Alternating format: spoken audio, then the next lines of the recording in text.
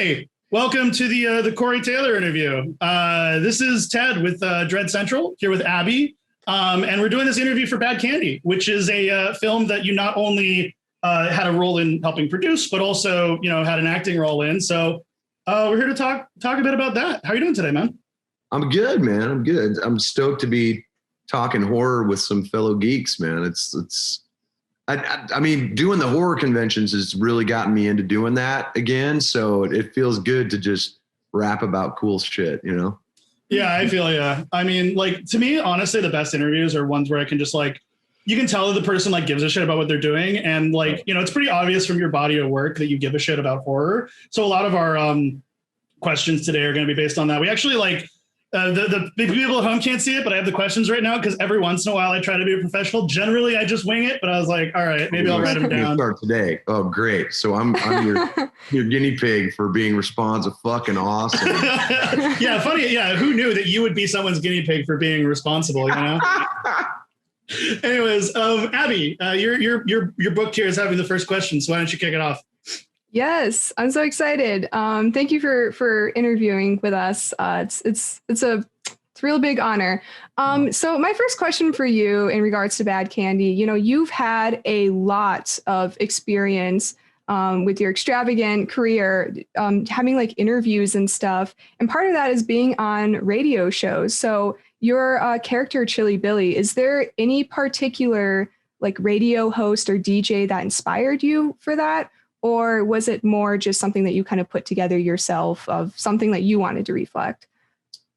Yeah, that's a good question. It was a little of both, I'm not very, I shudder to say method, when it comes to putting this stuff together. I tend to just play a version of myself doing that job. So, but at the same time, the radio thing came very naturally because I not only had a radio show for a while, but over the years, I've been offered countless radio shows just because of my voice, which just has that natural radio lilt that can, you're tuning into WKMP. It's going to be a great, so I've always just had a really good voice, as my friends used to say, a face for radio, if you will. So I've always had a really great timbre to it. So playing Chili Billy in the movie was really natural because not only could I just kind of riff and throw different stuff out, and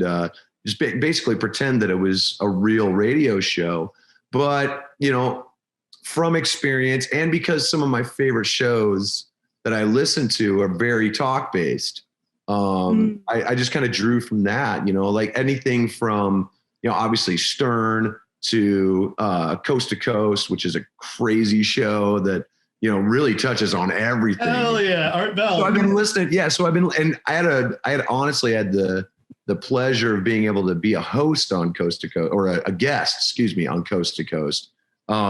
Way back when my paranormal book came out. So I got to be a part of that legacy, So yeah, when it came to Chili Billy, it was pretty easy to just kind of draw on experience and know how, kind of kicking into how people would be on the radio. And then the back and forth between me and Zach was rad because, I've actually had engineers who I've been able to, kind of rile up and fuck with, and it was just, it was just a good time.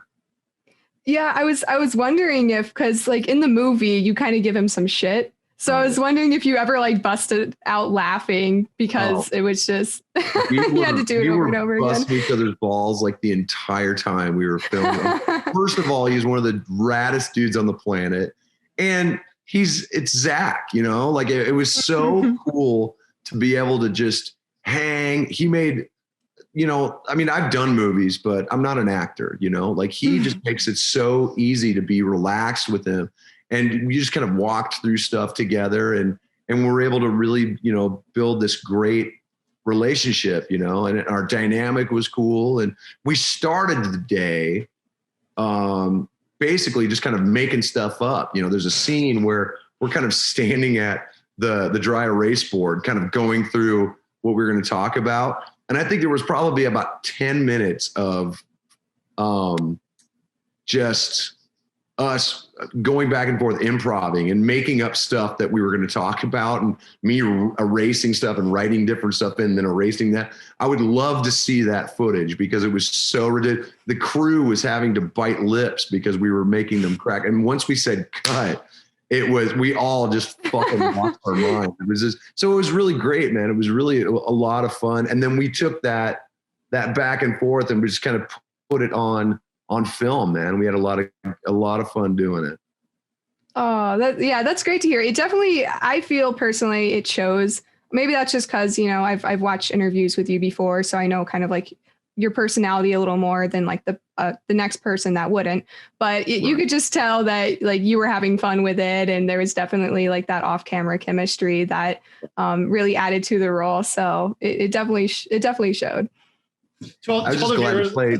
Oh, sorry. Go ahead. I didn't mean to interrupt, man. Oh, it's okay. I was just gonna say I was just glad to not play a bad guy this time. I mean, Fear played a huge bag, so it was like I was just glad to play somebody that was actually kind of likable, What I think is actually that's where I'm more familiar with you was from Fear Clinic than this. Oh, Bauer, the mighty stash of Bauer. Yeah, that was.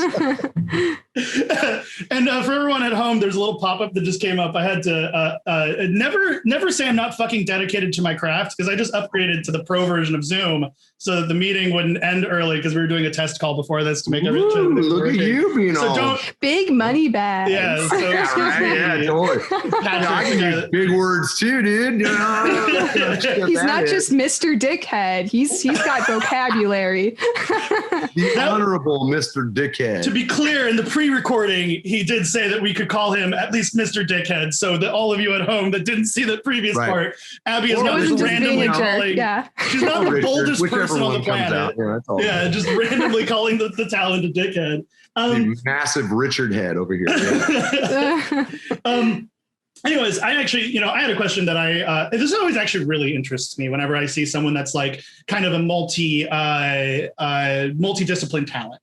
Right. You've done the music, you've done a lot of different bands with a lot of different energies to them, and, the question that I really have is, when you first started in your career, your artistic career, was the theatrics always a part of it for you? Like, did you always want to do acting? And, because especially with some of your bands, the theatrics of a stage performance are a lot like acting, but more close to like a play. You're there to entertain a crowd, trying to pump them up. And then you go onto the stage and, you're putting on a similar character. So did you always want to be that kind of like a character actor, or did that kind of come later in your life? No, that kind of came later, I mean, honestly, the theatrics were much more of an artistic expression than they were about drama, or in true theatricality. Like we weren't playing characters. This was much more about revealing a part of ourselves in the music that visually you can't really explain. It's like if you go and listen to like heavy music that doesn't have a visual like that, it's almost like they would tell you that the person inside doesn't look anything like the person who's actually singing it. There's like a totally different face there.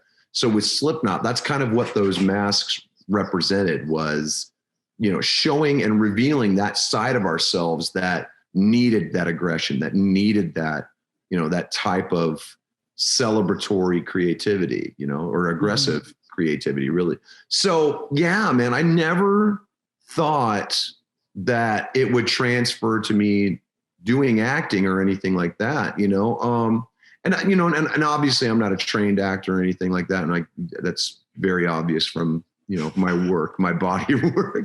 But, I'd taken drama in high school. That was about as close as it got. And I guess I have a knack for the only thing I can say is amplified personality. That's all I can really say is like, I just kind of pump my version of myself up and just, put it up there.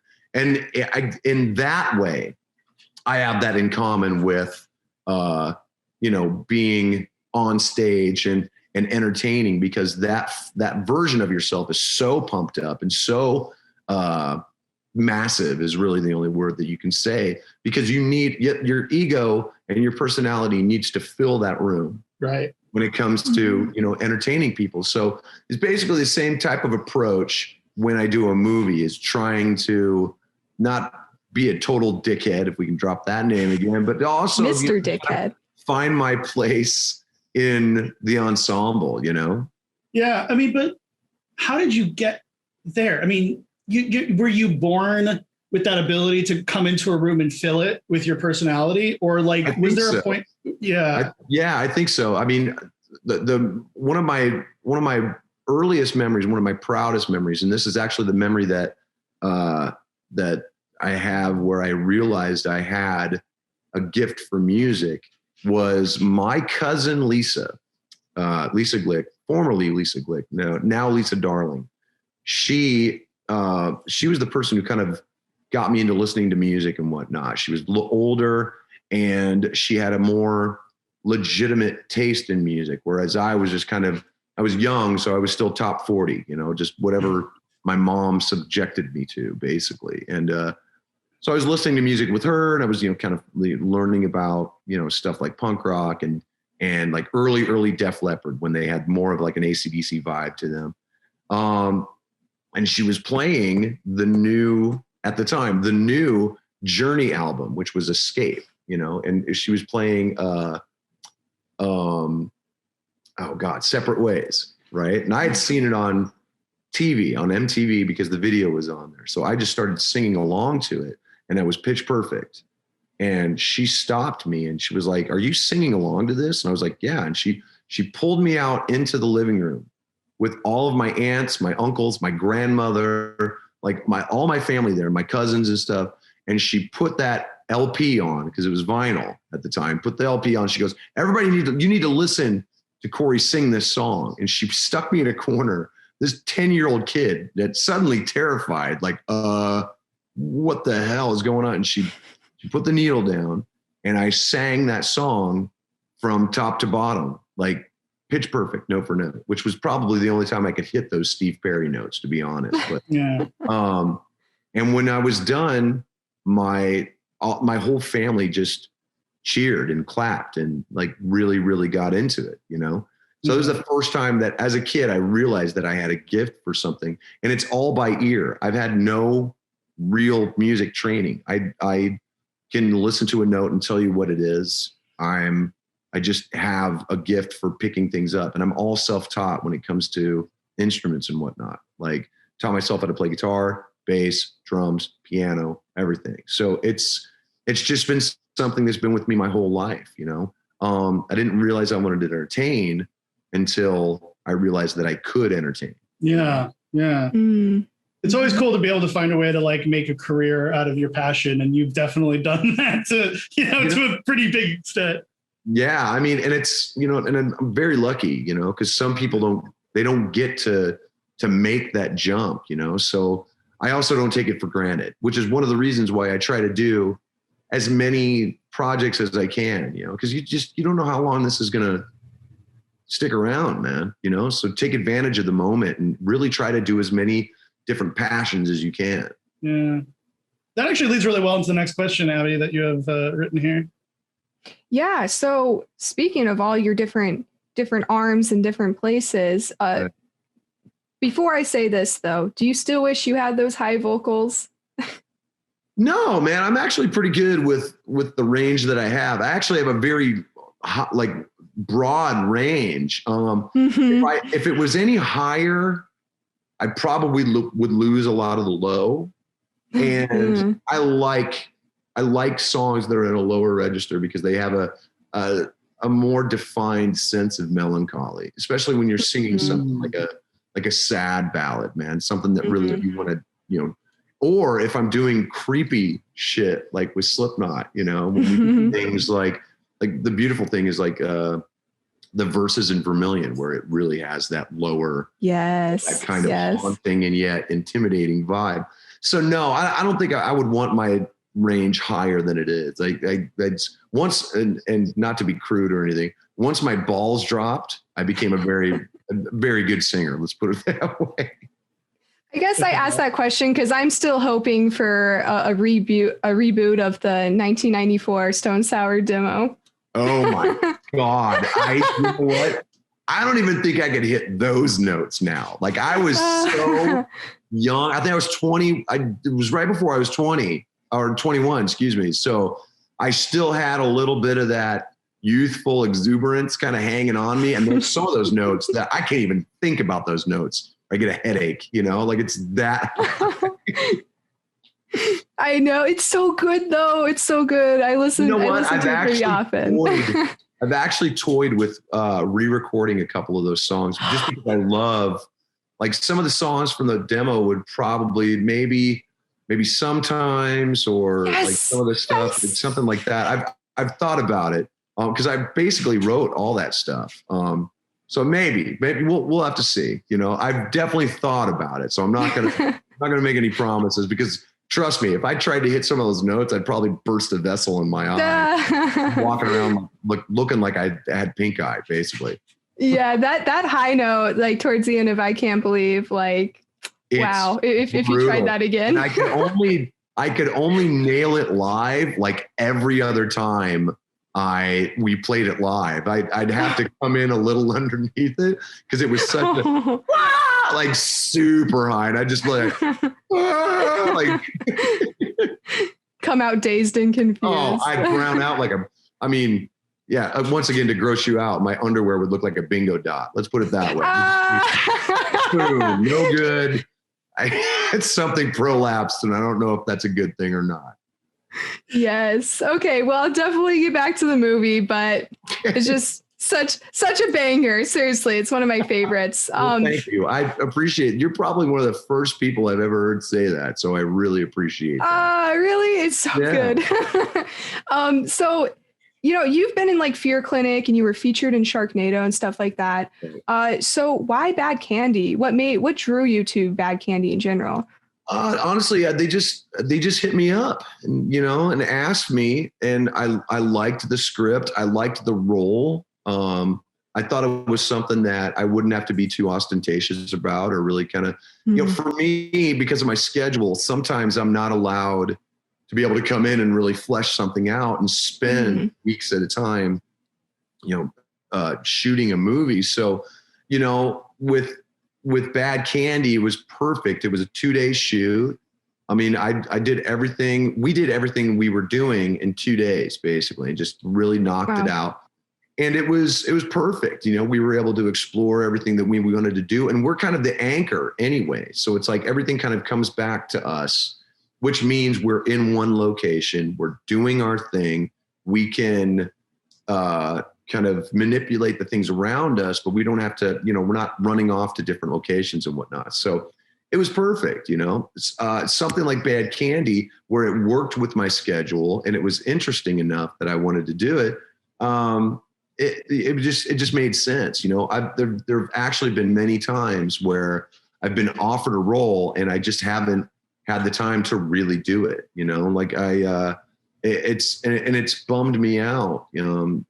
It's made me wonder if maybe if I have some like extrapolated time off, if I could go in and do something, really work a role from start to finish and be able to create personality around that. But at the same time, because it's not my main passion, it's not something that, I'm kind of chasing right now. Like, I mean, I've written a movie, which I'm sure we'll talk about. And I'm hoping to be able to be a part of that. But it's one of those things where I'll probably only kind of come in and do a bit part for it and come back out and leave it to the professionals, but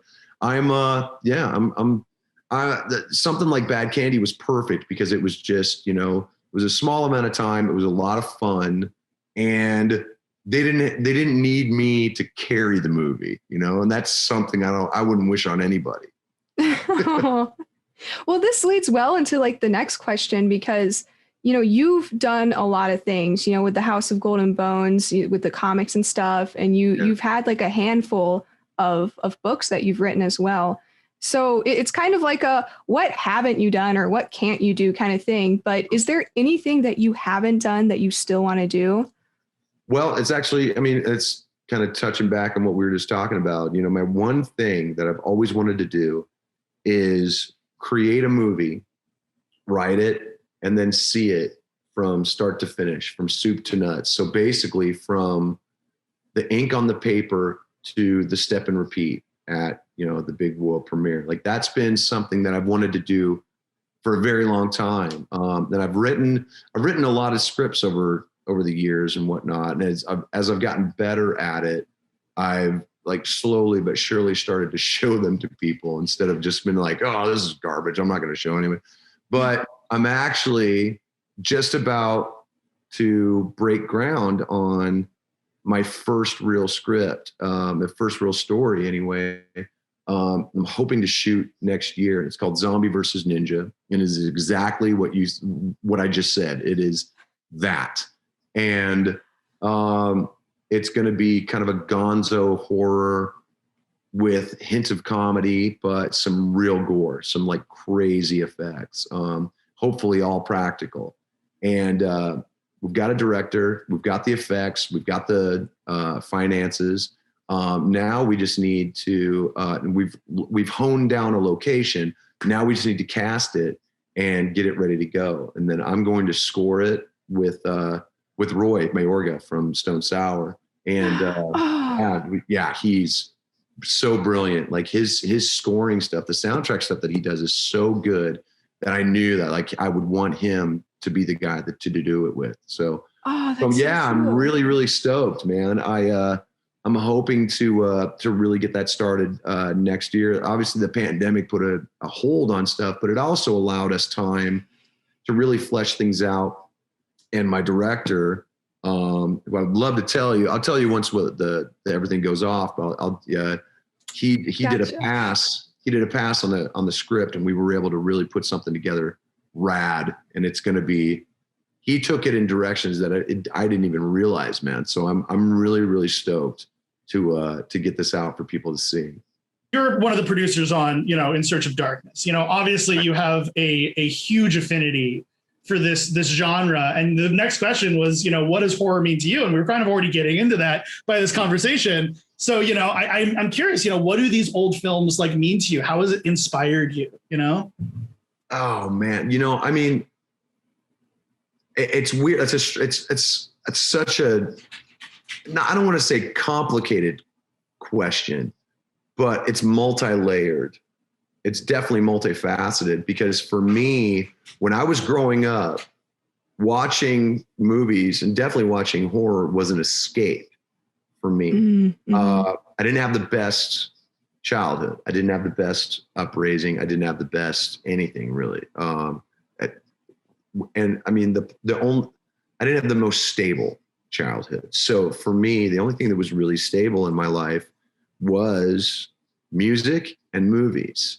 And this was at a time when I had no supervision. And if I did have supervision, it was violent, So I spent a lot of time by myself, and I tried to spend as much time by myself as I could.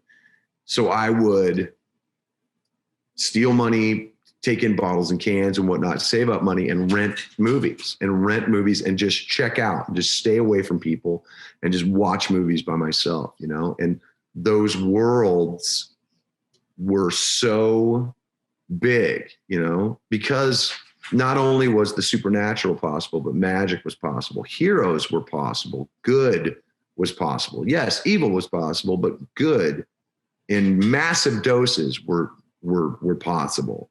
And it was something that I yearned to be in. It was a world where, bravery, you could fight evil and actually win, because my reality was so dark, I loved the idea that there was a bigger world out there. I loved the idea that there were bigger possibilities than what was presented for me, So horror has always been, in a strange way, a safe place for me. This is actually a little bit more of a thoughtful, kind of more serious question, which is, you're you've been doing this for a while, you're the music and stuff. You're not 70. I think you're pushing 50, right? Yeah, I'll be 48 this year. Oh, well, congratulations on making it so far. I feel the same way. Yeah. I'm like 30, I'm 31. I didn't think I'd make it past 28. It's the green beans. It is. It's the green beans. I got to start eating them like now. I had asparagus last night. I hope that helps. But but you're kind of at this point that's like, you started music when you were in your early 20s, and no one fucking knows. We all dream. I write stories for video games. And I dream that 20 years from now, some kid's going to pick up a game that I wrote 20 years ago and it'll say something to them. Right. And you're now at the point where you can see that happening. I mean, Abbey here is 24, right? You just turned 24? Yeah, I just turned 24. And she's a huge fucking fan. Listen to this. She brought up the Stone Sour, you know? Yeah, like, the 94 demo. I was like, holy shit. I don't think she was alive when that came out. No, no, I was born in 97. Yeah. Exactly. But you're getting to see now the effect that your work has had on another generation in real time. First off, when you first started, did you ever expect that? And secondly, what's that like now? Like, what's it like to see people and be like, oh shit, I influenced this person that wasn't even alive when I started? Right. It's a trip, to be honest. You know, first of all, I love it. Second of all, I did not expect it. Let's put it that way. I mean, we didn't expect any of this, to be honest. We didn't expect any of this success. We thought we would just be a road band. You know, we didn't expect to become Slipknot. You know, our biggest goal, honestly, was to just become a band that could release an album and tour successfully and just be a good. We didn't dream of number ones. We didn't dream of, you know, fucking massive hits. We just wanted to be a career band, you know, like a culture band, basically. So, you know, you can imagine our thought process was when everything just fucking exploded for us and we were young, we weren't really prepared for it. So everything's kind of come with highs and lows and everything in between. But the cool thing that we're seeing now is we're seeing all of these artists from different genres, from different artistic, you know, bents, quoting us as influences, you know, which is crazy, you know? So whether it's, you know, I mean, whether it's hip hop or metal or, I mean, Christ, Ed Sheeran fucking quoted us as being like a massive like influence. Like, wow. Yeah. I mean, it's fucking crazy, man. I was just like, all right. I mean, you know, cool.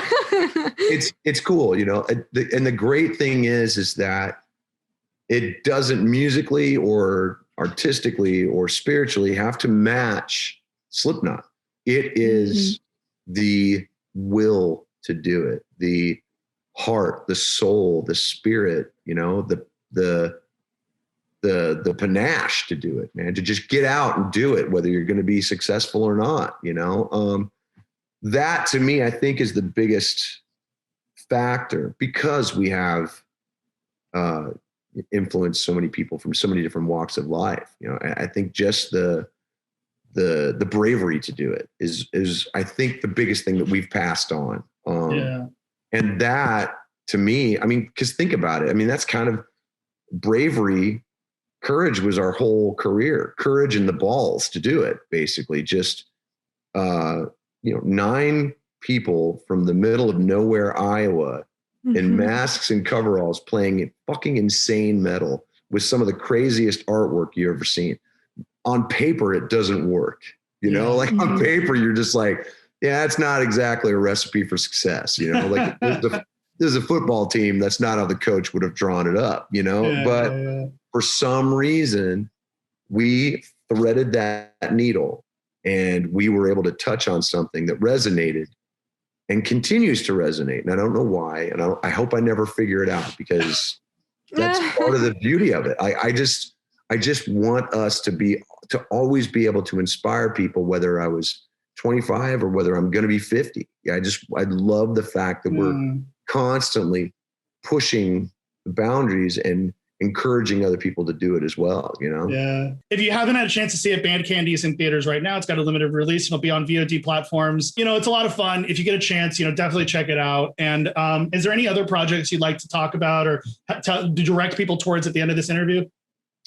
Not that I could think of, other than everything that we talked about.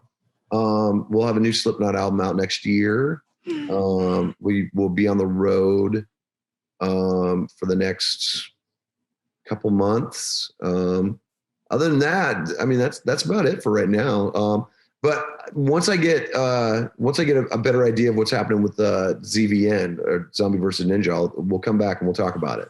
Yeah, I mean, I'm always down to talk horror. I mean, especially when it's just someone that like likes nerding out about that kind of shit. I would love to fucking talk more about, you know, old 80s slasher films and shit like that. That's always fun for me. So anytime you ever want to chat, man, let us know. And you know, for everyone at home, once again, check out Bad Candy. You know, I'm Ted. Abby, you want to say goodbye? You want to pitch anything real quick? I'm Abby, also known as Scruncho. Most of you know me as Scruncho, but yeah, it's been really great talking to you, Corey. Seriously, Mr. Dickhead. It's been an honor. Seriously. Oh, come on. It's all good. I appreciate it. I've had a blast. So yeah, we'll definitely do it again. Yeah. Well, have a great rest of your day, man. And you know, we'll see you later. Yeah. All right. Thanks, guys. All right. Cool. Thank you.